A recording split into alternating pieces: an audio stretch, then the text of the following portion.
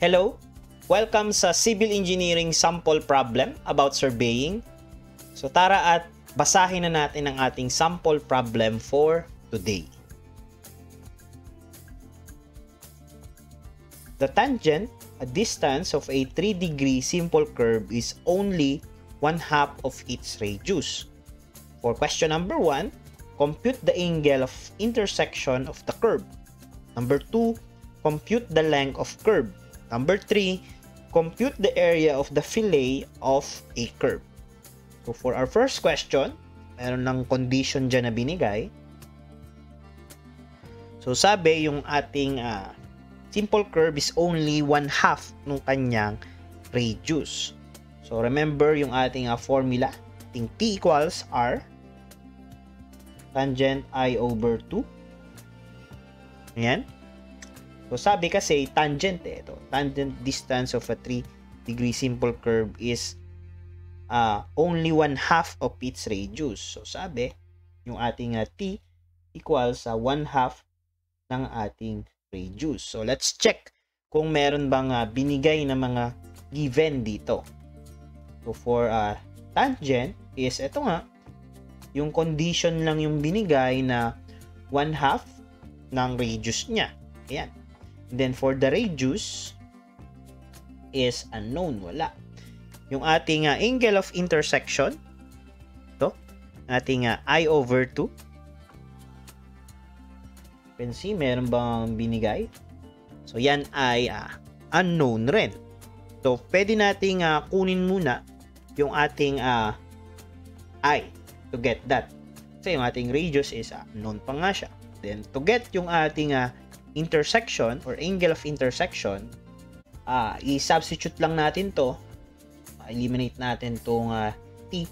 So let's substitute. So 1/2 ng ating radius equal siya sa R tangent ng I over 2.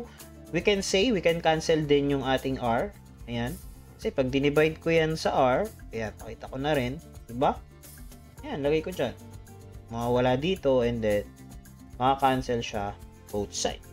So ang matitira na lang dito sa ating equation ay yung ating 1/2 equals yung ating tangent ng I over 2. So yan, let's solve yung ating I. Meron tayong 1/2 over or equals yung ating tangent ng I x over 2. Solve natin. Help natin. So meron tayong I equals 53 degrees or 53.13 degrees. Ayan. So meron na tayong value ng I ngayon, which is yung ating hinahanap sa ating first question, and also this will be our final answer. Ayan. So for question number 2 naman, tinatanong isa length of curve. So naalala ba yung ating formula? Ano natin ilagay? So yung ating length of curve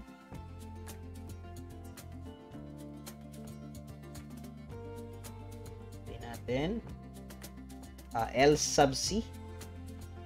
So yung ating L sub C over yung ating I equals yung ating 20 over T. So let's substitute lang, direct substitution. So dahil meron naman na tayong I, sige, check natin yung given. So may I na tayo, then may degree of curve na tayo. Ayan, sabi 3-degree simple curve. So let's substitute lang. So meron tayong LC equals 20I over D. Meron tayong 20. Store natin to, yung ating degree dito sa A. So let's say ito, store natin siya sa A. Then yung ating D. So 20 tas nilagay natin sa A over yung ating 3-degree curve So, meron tayong L sub C equals, meron tayong 20 times yung ni-store natin sa A over 3.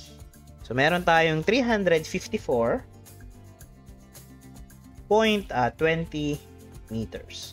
And this will be our final answer.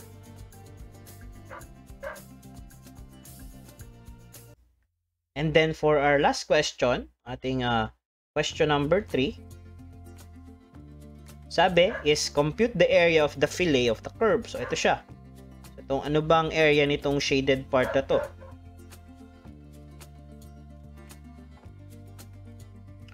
Okay, so first is kunin natin yung ating formula ng area. So ito.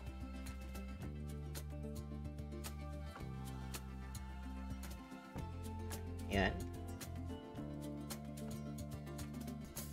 Ayan, so check natin kung anong area, anong figure yung magagamit natin. So ito, pwede itong T. Then ayan, yung ating R. Then ito. So triangle, no? So we can say na itong ating let's say ito yung ating base. So triangle, and then ito naman yung ating height. So, meron tayong 1/2 BH yung ating area. 1/2 BH. But, isang side pa lang yan. Itong side pa lang na to yan. So, ang gagawin kasi natin is, ima-minus natin ito. Itong area na to. Dito sa kabuuan. So, dalawang triangle yung kukunin natin. So, let's say, let's multiply this by 2. So, therefore, magkakaroon na lang tayo ng BH. Then, yung area nitong ating circle na to, itong parang pizza pie. Ayan, kanyang quarter circle. Meron tayong, remember yung ating formula, pi r squared. Then, yung theta natin, over yung ating 360 degrees. In this case, yung ating theta, ito, so, ito ay 53 degrees. So, ito ay magiging I. Ayan. So, itong BH natin, let's say, yan si R or si T. Base natin. Then, yung height natin ay si R. So, sulat natin yung ating magiging formula. So, meron tayong TR minus pi R squared I over yung ating 360 degrees. So, kunin muna natin si T tsaka si R. So, for T,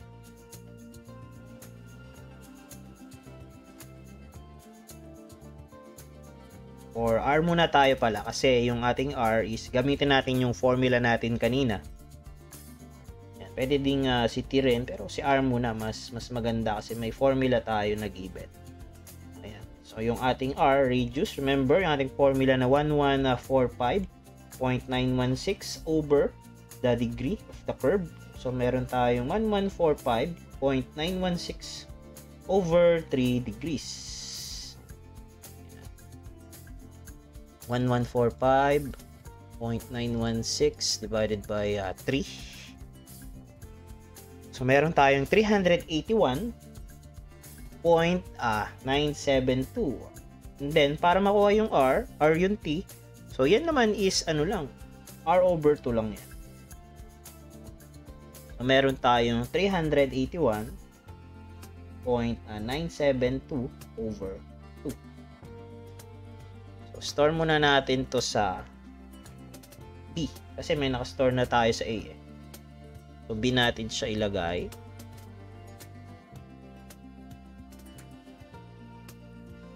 Shift store B, then divide natin to sa 2, so 190.986. So ito daw ay nakastore sa B, naman nakastore sa C. Store natin sa C. Ayan. So ngayon is i-substitute na natin ito dito. Mukhang kumpleto na yung ating given. Meron tayong T na nasa C. Then, yung R natin na nasa B. minus ating pi multiplied by yung nasa r natin. Yung r natin ay nasa b. Ayan. And then, yung I natin, kanina, ayan, nasa A siya. Ito. Nasa A. Check lang natin kung sa calcu kung hindi natin natanggal. So, recall A. Ito. Yun. Pa rin siya. So, meron tayong nasa A. I. And then, yung ating, don't forget, yung ating over 360. So, meron tayong area ng fillet. So, C, and B minus yung ating pi ng nasa B sa A, then 360. Ayan. Oops! Naka R squared pala to, ating B. Don't forget, ito. Ito. Ayan o, R squared. So, B squared tayo. Ayan. So, meron tayong 5,303.909